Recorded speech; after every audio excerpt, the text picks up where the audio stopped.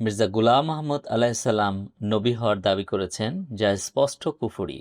এটি একটি ডাহা মিথ্যা অপবাদ। তিনি কখনো শরীয়ত বাহক, স্বাধীন ও স্বয়ংসম্পূর্ণ নবুয়তের দাবি করেননি এবং আহলে সুন্নাত ওয়াল জামাত ও হাক্কানি আলেমগণ কুফরি বলে মনে করেন এমন কোনো ধরনের নবুয়তের দাবি করেননি।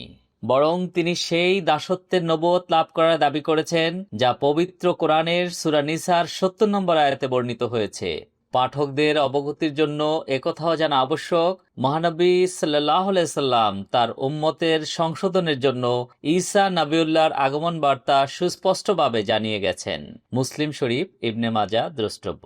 হযরত মির্জা গুলাম আহমদ আলাইহিসসালাম বনি ইসরাইলি নবী ঈসা আলাইহিসসালামের মৃত্যু পবিত্র কোরআন থেকে প্রমাণ করত আল্লাহর আদেশে নিজেকে রূপক অর্থে সেই ঈসা নবিউল্লাহ হিসেবে উল্লেখ করেছেন। এ ধরনের নবুয়তের কথা স্বয়ং রাসূলুল্লাহ সাল্লাল্লাহু আলাইহি সাল্লাম বলে গেছেন। তাই মহানবী সাল্লাল্লাহু আলাইহি সাল্লামের সিদ্ধান্তের বিরুদ্ধে মোল্লা মৌলবীদের যাবতীয় ফতোয়া পরিত্যাজ্য। উল্লেখ্য, খাতামান নবীনের যত অর্থ আছে, আমরা সকল অর্থেই হযরত মুহাম্মদ সাল্লাল্লাহু আলাইহি সাল্লামকে খাতামান নবীন বলে বিশ্বাস করি।